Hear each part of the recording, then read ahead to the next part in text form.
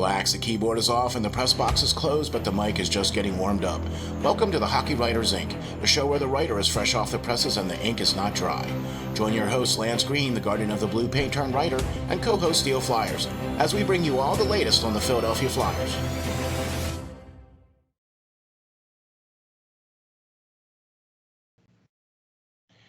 Ladies and gentlemen, welcome to the next edition of the Hockey Writers Ink. With your host, Lance Green. All right, Steel, back again to talk about the Philadelphia Flyers. A lot has gone on or transpired in the world of Flyerism, and Flyerism? we're here to we're here to talk about it, right? Okay, you got it. Flyerism. All right, I like that. Yeah. Well, for one, Lance dropped a brand new article, so we're going to definitely be crawling all over that one for sure. So you got to hop on over to the website SteelFlyers.com and check out the latest article there from Mr. Lance Green, the editor-in-chief of the SteelFlyers.com website. So I'll tell you what, folks, we got a good one here for you. We got a lot of stuff to talk about. As Lance said, a few things have happened since last we spoke.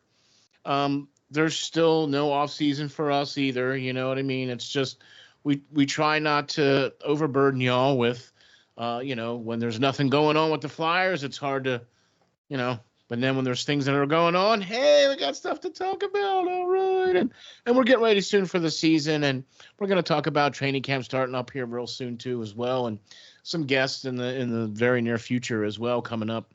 So we got a lot of things to go here, man. Lance, are you ready to rock and roll? I am. I'm ready. All right, here we go. Episode number 174. And Flyers prospects playing at the Summer Showcase. And Konecny is staying. And, man, I'll tell you what, for episode number 174, we got a big one lined up for you, and we're getting ready to go. So here we go, man. First thing I think we need to touch on here, Lance, is the elephant in the room. Okay.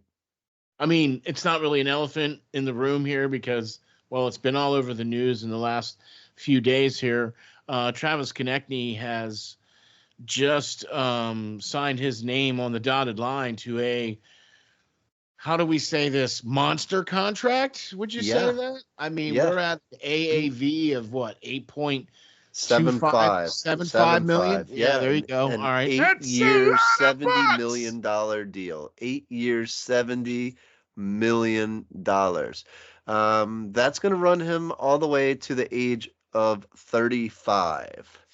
Wow. All right. That's beep, beep, beep, beep. Yep. We're backing the Brinks truck up here and dumping it off for you. That we are.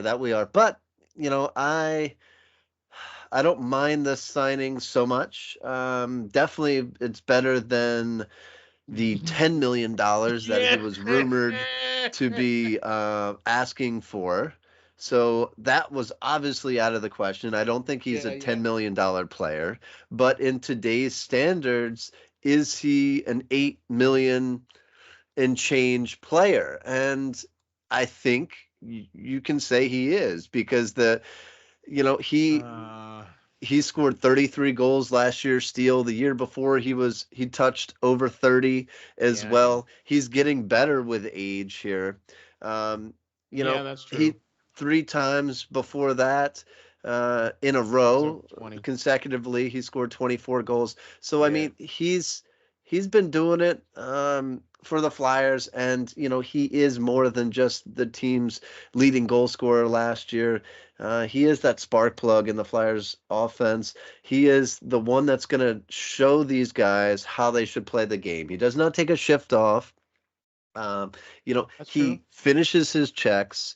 He skates through every single obstacle in his way. And I like the chirpers too. I was a big chirper when I played, and like to talk a lot of crap out on the ice to get the guys' attention off of the game and onto me, and have them chasing me around the ice rather than concentrating on what's going on with the play. So, I think Travis, is among the best in the league at that as well. But definitely, he's a younger guy still, not too old. He's 27. It's about time that he gets paid. He's been doing it for the Flyers for a while. He stepped away for a couple of years, as far as that big time point producer. In the COVID years, he didn't really have the best of years, but he's since back, and I think the Flyers were right to sign him. I was totally against giving him $10 million, but I think we both were. This is yes, for sure. This is a deal I think they can live with. Now the term, it's a lot of years for a guy who's 27. Yes, Would I have liked probably a 5-year deal there? Yes. Or 6. Or 6. 8's a little much, but Right. I think that's the compensation that they're going to have to give out if they weren't willing to meet that asking price of the AAV that he originally wanted. He's signed until he wants to hang up his skates. So he's going to be a lifelong Flyer, and man, there's not too many guys besides maybe Wayne Simmons or somebody like that I would want to be that lifelong Flyer. And so we get our guy back. He's in the mix. He's going to help, the Mishkovs and all the Farabys and, you name the list of players, of young guys that this guy is going to be an example for. And I can't think of too much of a better one in my mind. No, I'm with you. And he, even like last year, he stepped out of the coach's graces, sat in the doghouse for a game or two, right? And then realized what he needed to do and be and what was expected of him, and then came out and did it.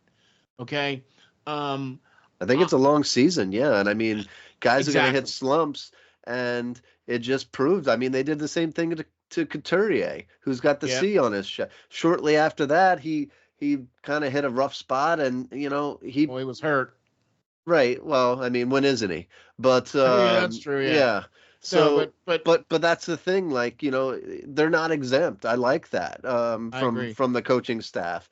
So many star players on other teams get away with a lot of stuff, and once they hit a certain level or a certain value term wise and compensation wise, they want to start not really putting forth the whole effort. And our coach is not going to allow that. And he expects if they're going to be paid like that, he's going to expect them to be the lead example out on the ice night in and night out. And for the most part, that is what Konecny is.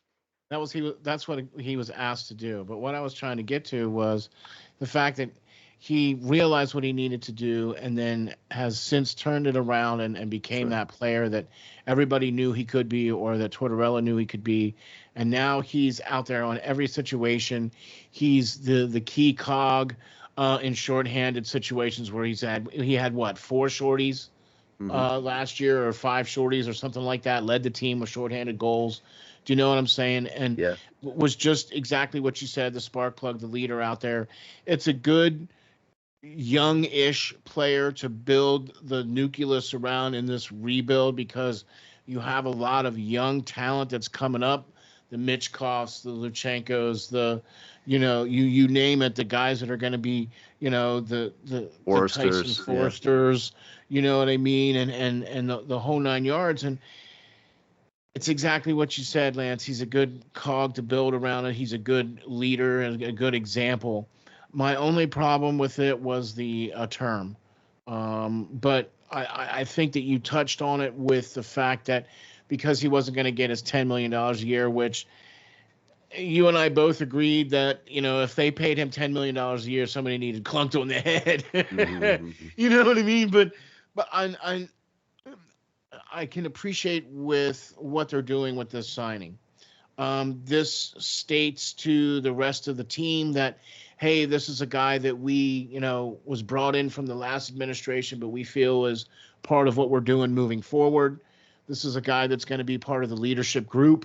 He's already wearing an A on his jersey. Do you know what I'm saying? So, I mean, I think this speaks volumes, not just for Konecny getting the Brinks truck backed up.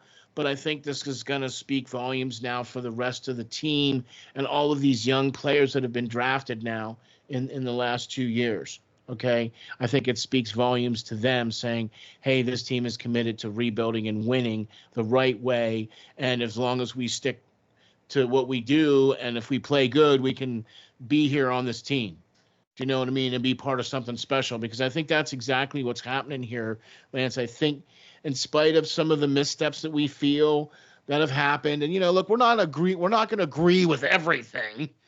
I mean, look, we've got our visions of things, and they clearly have theirs. That's why we're on this side of the mic. You know what I mean? And that's why we have our opinions.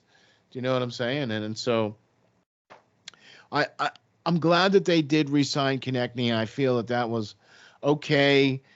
You got a very important piece wrapped up long term now. It's something you don't have to worry about now for a while.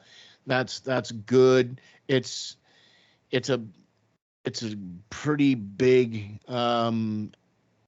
average salary per year, but I would have much rather have seen it a little less as far as like term wise, like maybe 6 years instead of 8, just because, like you said, he's going to be 35 at the end of this contract.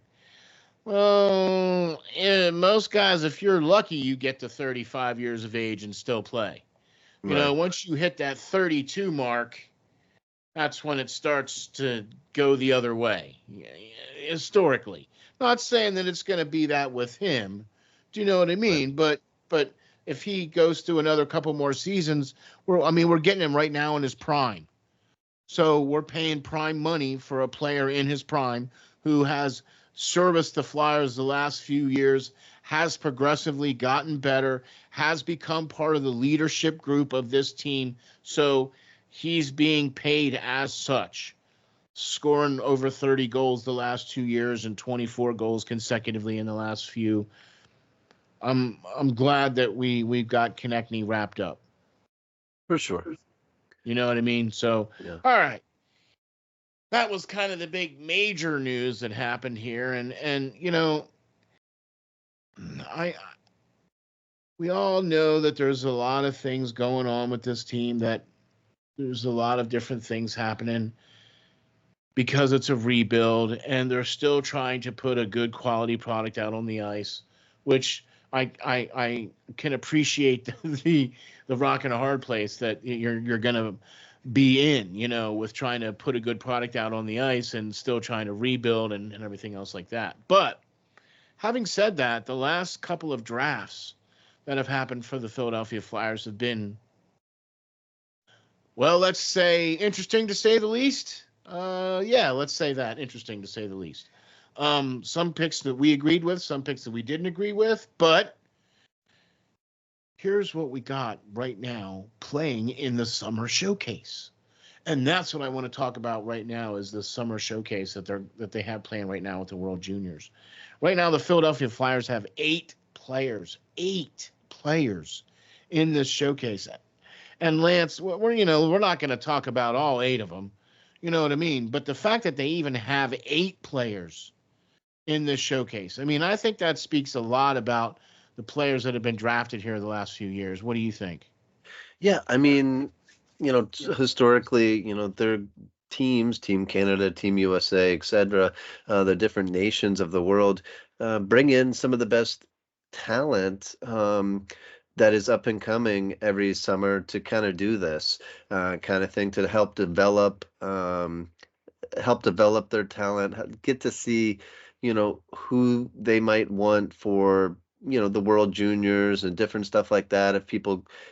If guys go back and don't turn pro and everything like that, it's a good way for the nations to get a look at everybody in that age bracket, that age ranges, and to be able to get them all in one rink and really see what they can do collectively together, who pairs well with who, etc., like that.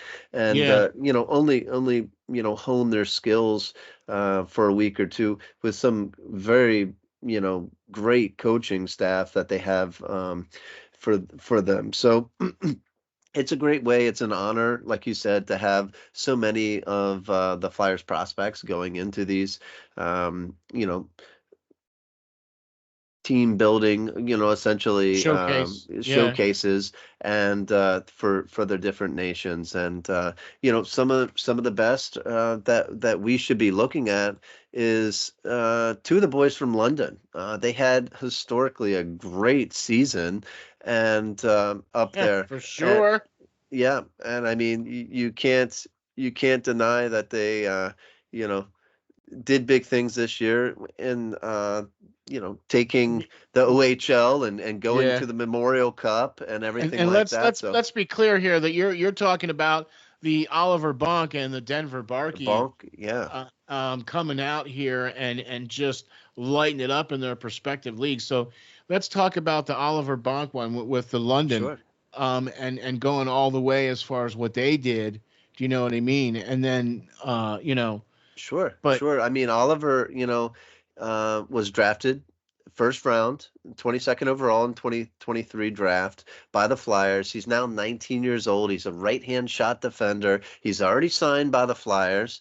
yep, So he's 6'2", about 180 pounds, just a very, very good shutdown defenseman.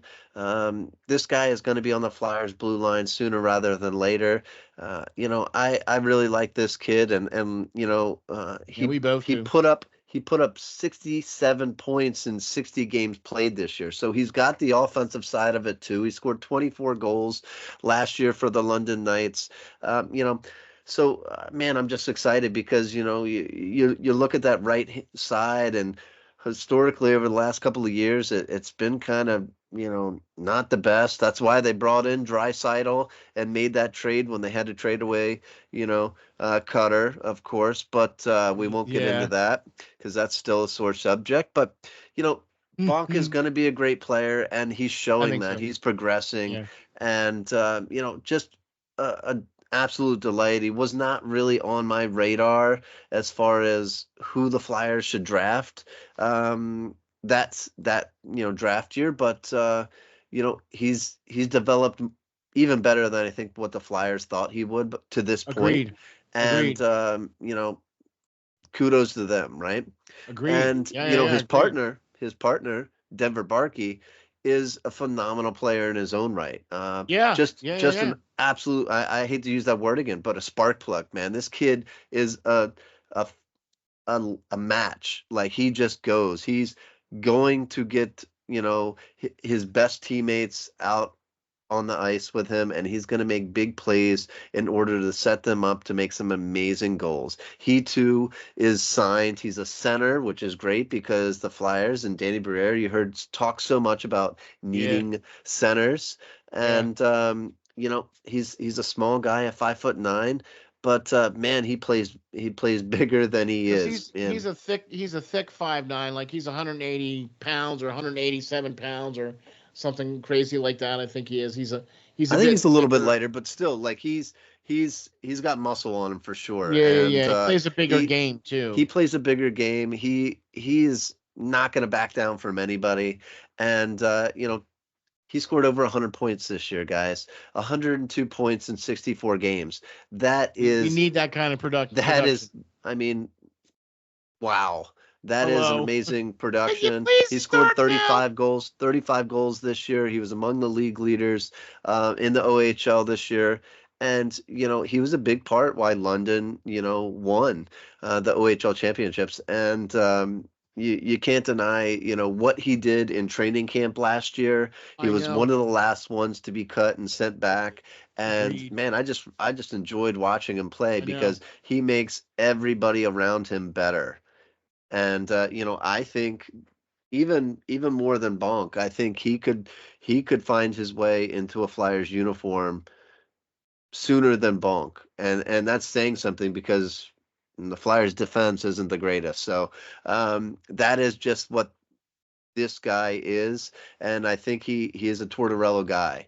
He's going to be defensively sound, but he's still going to bring it on the offense. And man, I could see this guy playing in a couple of years, maybe with the Mishkovs, because he can keep up to him, and he's going to pass that man the puck, and put it right on the tape of his stick wherever he is. He's a huge playmaker, guys. We have spoken about. We feel that he would be a much better replacement for Frost. Do you know what I mean? Yeah. Because he's kind of got that same size that Frosty does, but he plays that up tempo better. Yeah. But he plays that up tempo, get in the greasy, dirty areas, make the plays better than Frost does, because he doesn't back down from anything, where Frost is not quite as physical. Let's say, you know what I mean? But I'm with you on both of those players, with Oliver Bonk being a really great selection, and then also Denver Barkey being another great selection.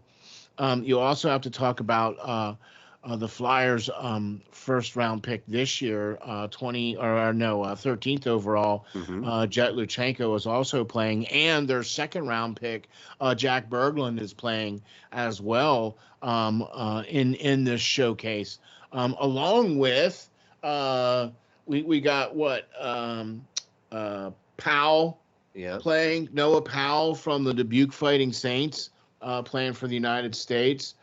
We got Heikki playing for Finland, right? And Carson Bjarnason is another one that we got out there playing. And there's another one, goaltender. Carter. Wait, here I got it. Carter Sotheran. Yep, and he's a defenseman. Yeah. So, I mean, all those other guys are great, but obviously we're not going to talk about each individual player right now. But, obviously Luchanko is a guy everybody really is trying to gather information about, because, I mean, at 13, I think he was a reach. And, he had to have something that the Flyers saw in him that they really, really liked. I mean, he's got tons of speed, of course. And, he kind of, stood out in camp, development camp. But again, that is against all, draft pick guys and stuff like that. He's a big speedster, playmaker, two-way center, which, the team likes. And we'll get into that in a bit with my article. But, he played for the Storm last year in the OHL. He scored 74 points and scored 20 goals. So not the elite goal scorer that some other players that were still on the board at 13 would have been. But, I'm optimistic about this pick. I'm not gonna go against what Danny Briere says and does, because, I mean, he's made some wise decisions so far and surprised me on some stuff. And I mean, landing Michkov, and actually, I don't know if it's all to his accord that this happened, but bringing in Michkov this early, we weren't against the Michkov pick on this show, but we were at the same time, because of the length of time that it would have taken him to potentially come over here. He was signed for 3 more years. So in that sense, Danny's doing his thing. So, we're going to see how this goes and this pick. I want this kid to be good. And I mean, how could you hate a speedy player that's named Jett? I'm excited. I mean, I'm excited, saying, right? And he's got some size, and he's a center, which we need. I think we need to replace some of those and get some fresh blood in the system in that regard. So, yeah. Yeah, you think? Yeah, you think so? Let's see. Can we go from Frost to Jett? I think I'd much rather do Jett than Frost all day long. Anyway. Bring in Barkey, yeah? Yeah, that too. Hey, whatever. All right. Well, speaking of bringing in some help, with Lance's latest article that just dropped the other day, the ink is still dry on that one, by the way. Got to go over to SteelFlyers.com and check that out. for the Lance's latest article. Be sure to do that. But that's what I want to talk about next. And Lance, you mentioned in your article two particular players that you feel could help this team like right now. Do you know what I mean? Because exactly what you touched on a little bit earlier. Michkov is going to be here. Okay, I mean, like, he's already here. We've already had the press conference. He threw out the first pitch at a Phillies game. Yeah, okay, right? He's here, right? But the jersey's already for sale. Right, okay, right? right. So it's real now, right? Right. It's real, and so I know that was obviously the inspiration behind this article, with the fact that we now have Michkov here. But talk to me about this latest article, Lance. So, it goes back to the draft in a sense that Danny Briere was, basically laying it out there, saying he's not happy with the centers, the core, and he was trying to move up to take Ivan Demidov in this draft, who he balked at, and what it would have took to get him to come, to be able to select him and move up in the draft to be able to do so. And so he eventually went on to be drafted 5th overall by the Canadiens. But, moving past that, I think the Flyers have to do something. I mean, they have the draft stock now. They moved back with a second pick, and deferred it to 2025 draft and switching it with Edmonton. And now they're going to have 3 first-round picks next year and potentially 3 second-round picks in the 2025 draft. So that's 6 picks in, the first 2 rounds of next year's draft. So, we already have Michkov in place. You have young guys like Forrester and everything else coming on. You have Owen Tippett there, who's really coming into his own last season. So, man, I think the Flyers re-signed Bobby Brink. Right. So Bobby Brink's, coming. And, you have some other players there coming up the pike. But as far as superstars go, I think you need to have somebody brought in that can play with Michkov. He's going to be in town now, and he's going to be a rookie, and he's in this country where he doesn't speak the language. He's having to have an interpreter, and hey, we got Ivan back there in goal, and we got a defenseman in Igor, Russian players, which can help, get him acclimated to. Yeah, but things. You need somebody for him to be, like up front. His mate. How are you going to be out there talking to? You can't speak to anybody like on the ice. Up front. No, they're going to be back there on the other side of the red line when you're going into that when you're going into the offensive zone. So, man, I think they need to be able to bring in somebody both now and in the future that is going to be able to help him and assist him in this effort to turn this franchise around. And to do so in the short term, I brought up a name, and Nikita Alexandrov, and who was drafted 2nd round by the St. Louis Blues a few years back. Yeah. And, this kid is a 23-year-old Russian center who's got some size and a former 30-goal scorer in the Q. And, okay. He is offensively talented. He's an amazingly fast skater, offensively driven, but just like Owen Tippett, he's kind of buried by the depth chart there. The Blues have help down the center. They have one coming back from injury even that's going to add to that. And, I think this is a kind of easy pickup. He's a restricted free agent right now who was offered a qualifying offer that he hasn't taken. He wants to be paid. He wants to be able to play more sense. And, the the Flyers could offer him that opportunity more so than the Blues right now. Yeah, Right. he was called up last season. He was over a point per game player in the AHL last season, but he only spent a few games down there before he was brought up and kind of caught up in the NHL Yeah. as as a healthy scratch because he played and then the injured players came back and then he was kind of put on a shelf because they were afraid to send him back down through the waiver wire for fear somebody would pick him up. And rightfully so. I think I would for sure if I was out there because he's an amazing young player. Um, so essentially, he's still out there and, not signed currently. And, I think that if the Flyers were to offer even a trade package of some prospects that aren't really working out in their system, maybe from the prior administrations, they might take it because because he's a Russian player, Okay, but what's the just like qualifying offer? uh whatever for his age, it under $1,000 or under $1 million for sure.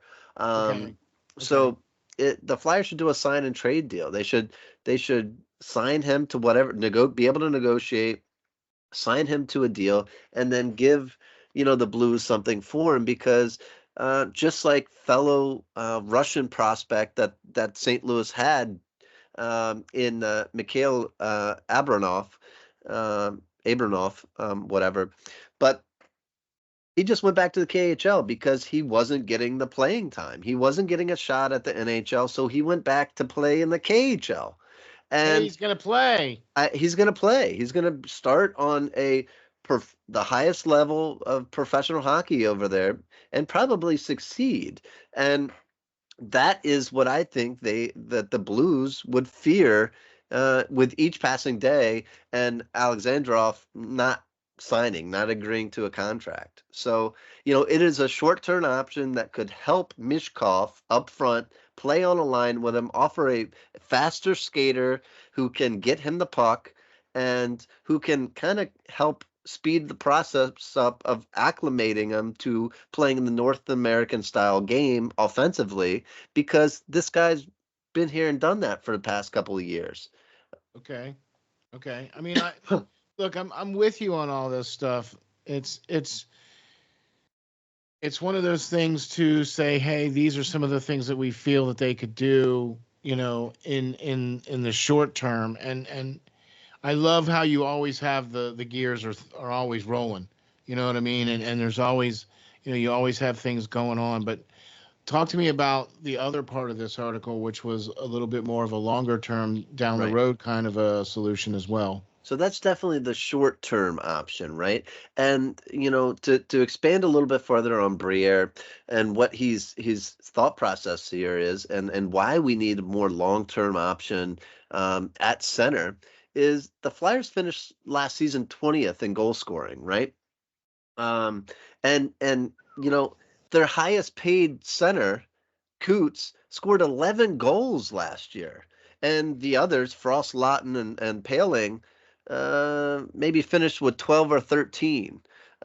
So not that impressive for the guys up front. They're cookie cutter mold of the same player, pretty much. They're defensively minded centers who, if you take into effect, Frost, Lawton, and Paling career-wise are a -82, so they're not even effective in being defensive centers. You know what I mean? Uh, you Even know, though they're supposed to be Coots is a defensively minded. +72. Okay, he's a Selke award-winning center. I got you, but those other three, they're made Yeah, to be not so much. defensive two-way centers, and they're not even effective in that sense. So we need to switch it up a bit. We need to get a center who can put the puck in the back of the net, or at least can get the Hello. puck to the players that he's playing with, and let them score. And I think that the Flyers need to revisit their idea next year of trading down in the draft, because they have immense, picks to play with next year in 3 first and 3 second to be able to do so. So a guy that I think that the Flyers should go after in the 2025 draft for a long-term option to better help them at center is Ivan Rabinkin. He's 17-year-old center who played in the MHL last year, where Demidov played majority of the year, and he managed to score 24 goals and 34 assists for 58 points in only 44 games played. Now, not quite the 2-point per game average that Demidov was able to do last year, but he's a year younger. This is his draft year. So I think that this Ivan is going to be able to outscore even Demidov. And that's going to be a high. So that might be high, if he plays in the MHL. If not, I mean, he's not playing for the Red Army team like Demidov was. He's playing for a lesser team in the scheme of things, so he could see some KHL action this year with that. And I think that Danny Briere needs to pull the trigger. He needs to move down. You look at the last guy that we did that for, and really gave away the farm for, was Eric Lindros. And look how that turned out. I think every one of us has an Eric Lindros jersey somewhere hanging up still in that closet, right? He's my favorite right player. Over there, as a matter of fact. Yeah, he's my favorite Flyer of all time, and I don't care. And they gave up a lot for him. They gave up Prospect and Forsberg. They gave up Ricci. They gave up Hextall. They gave up Duchesne, Huffman. Dude, they gave up everything. $15 million, 2 first-round picks. I would do it again in a heartbeat if that gave us cash, hard cash for him. I would do it again in a heartbeat if it gave us a pairing, a monster pairing. You look at around the league. If you're a serious team, look at, they got 2 people, right? Crosby, Malkin. How many cups did they win? Patrick Kane, Jonathan Taves. How many cups did they win? You look even at Connor McDavid and Draisaitl, people that are having success now. They don't have a cup yet, but they're getting there. They're building a team around those guys to be able to do so. But phenomenal players, and there's pairings. There's not just one guy carrying a team anymore. Yeah. And you can't expect Michkov to come in at 19 years old and do everything. You need to bring in somebody that's going to be a legit pairing option with him, so that we don't have another Claude Giroux and waste talent for 10, 15 years of their career. Exactly. No, I'm with you. I'm with you 100%, man. I'm with you 100%. And I like with the approach that you're doing, because see, this is one of the reasons, Lance, why I feel that I really feel, Lance, you're one of the best writers out there for the Flyers, because you always have an eye towards how to make this team better. And look, we may not always see eye to eye on what the Flyers do, and we may not always see eye to eye on what the fans are thinking, or what the fans think the Flyers should do, or what the fans think that we should say or think and do. We're never always going to see eye to eye on everything. You know what I'm saying? And that's what the beauty of this whole thing is that we all have an opinion about how we feel the direction of the team should go. And all we can do is sit back and say, okay, well, so this is what Danny Briere and Keith Jones have done. So, okay, this is our reaction to what they've done. Do you know what I mean? We may say, hey, we thought you should have gone this direction, but they have different insights than we do, and they say they're going to go this way. So we're just trying to see the same thing happen with this team be successful. That's all we care about. I like the article that you did, Lance. I think it really breaks it down with not only a fix that they can do right now, that they can give Michkov right now, but somebody that they can draft in the 2025 draft. Look, you and I both know that through our Prospect Watch show, which, by the way, you have to go over to steelflyers.com/links/Prospect Watch and go check out our latest show over there to go see what we're talking about. But we've interviewed a couple of guys already that we feel are going to be some major 2025 guys already. Do you know what I mean? We've already looked into that crystal ball of 2025, and it's going to be a good draft again, right? The last 3 years now, consecutively, have been really good draft years for not just starting NHL players, but we're talking about some generational talent. You know, I really feel the last couple of drafts we're going to see who's going to be the kid that's going to emerge this year. You know what I mean? I can't wait to see who it's going to be. I have a short list of 5. You know what I mean? Of who I think it's going to be, right? And we're hopefully going to interview one of them here in a couple of days or tomorrow. You know what I mean? Fingers crossed. Got to get up on him. He's at that, prospect, things that we were just talking about. So, Exactly. for Team Canada. So we'll see. But yes, I mean, I think that in the whole scheme of things, we need to get away from the same type centers. And, Yeah. I get that they helped out this defense. The defense was horrid, and we've got some better players on defense. I agree. Yeah. Here now, we got some better defensemen coming up the pike, but,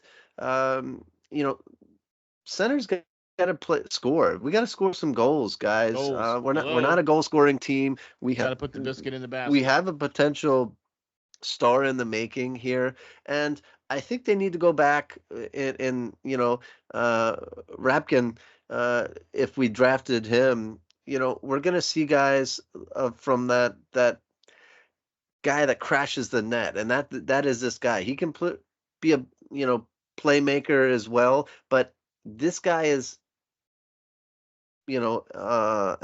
headstrong, man. He's going to go in, crash the net, try to get the easy, cheap, garbage goal, rebound, and hey, they still count, all right? They still count. And, guys like John LeClaire, Mike Knuble, Wayne Simmons, Scott Hartnell, that is when this team was essentially, thriving, when they had this kind of player that would stand in front of the net, would knock home a juicy rebound, and the team was successful. They were playoff contenders every single year, and we lack that.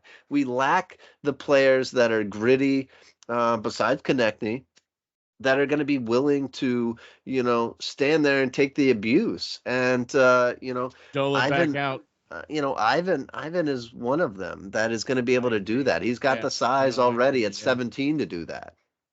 All right. Well, we've talked about some things that we think are gonna, what we could do or what the team could do. Training camp starts in about a month and a few days here, right? Right. So we're not that far away from training camp.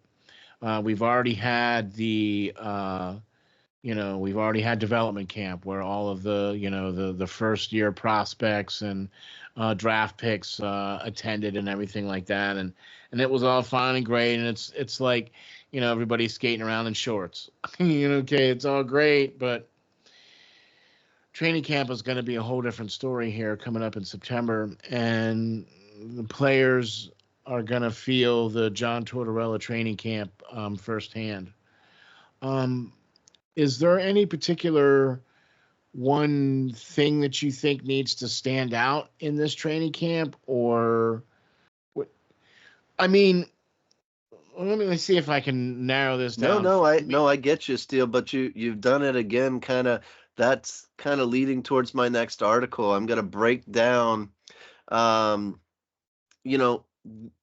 of the offense and the defense and the goaltending, and break everything down heading into camp and see where we are positionally as far as depth goes, and things we did well last season, things that we need to improve upon this season, and who might be those people that are sparking or potentially going to be in battle positions to make the club out the gate. So I don't know how you always do it, but I swear we don't talk about this, guys, at all. It's funny that it leads to that, but yeah, no, that's we my never. whole next article that I'm scribbling down on the notepad all my ideas on right now. So See, this is why you and I are called the quote unquote Batman and Robin of Philadelphia Flyers podcast. So we'll take that all day long, right? right, right. Honestly, I had no idea what you were thinking or what your next article was gonna be, and I usually ask Lance what his next article is gonna be, during the show. So now we don't have to. Um, I really think that there's going to be some interesting moves that are going to happen in training camp. I think you're going to see some players emerge. I'm really hoping that we do. I really hope to see a few players emerge. I'm not quite sure if I'm ready to name some names yet on that. But I really feel that if there's some players that don't emerge out of training camp, then I feel some things need to be changed. And not just, oh, a onesie, two. I think a drastic change needs to happen if some of these players don't make it out of camp or whatever the case is. Okay? If you can't make it out of camp, then it's time for you to. Yeah, every year. I mean, every year you got, A guys couple of that have guys. been in the system for a number of years now, and it's kind of their time to either, Put up or progress shut up. or, yeah, put up or shut up. I would say that. I was going to say something else, but it probably not as edited as that. But yeah, no, Thank you. put up or shut up, right? Like Yeah, you've had your chance. You were drafted.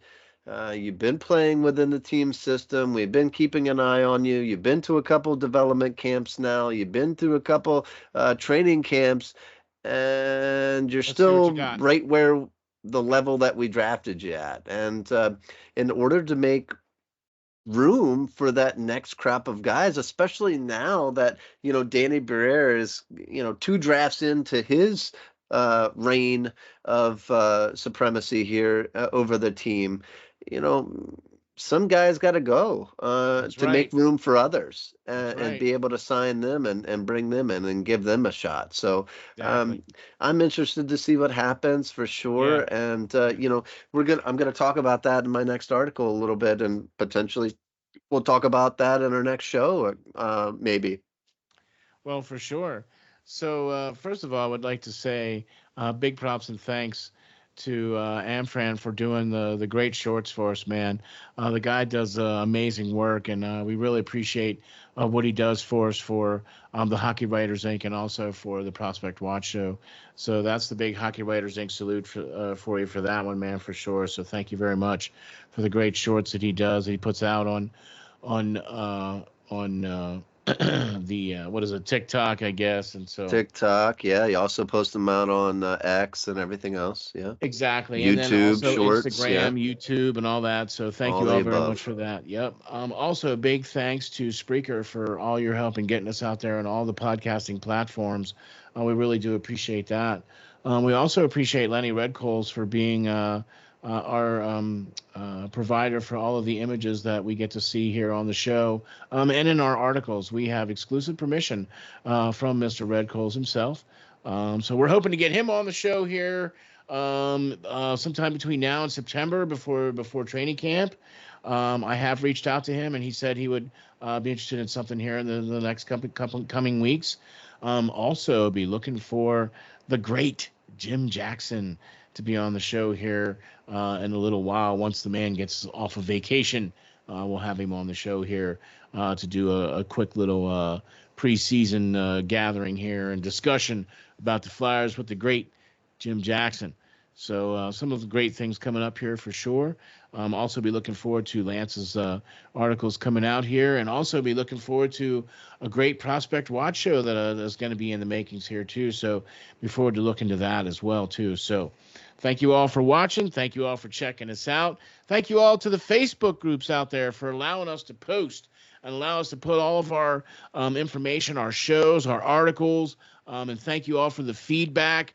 It's really great. We really love the audience, and we really appreciate you guys allowing us to put our stuff out there on your Facebook pages. So thank you very much to all the Facebook groups out there for allowing us to post out there. Thank you very much, Lance. for all the hard work that you do, brother. And, man, we can't wait to see this Philadelphia Flyers get going and get skating at training camp coming up here real soon, and season starting before you know it. We can't wait to see him go. So here you go, man. Thank you all very much for watching. We'll catch you all on the next episode of the Hockey Writers Ink.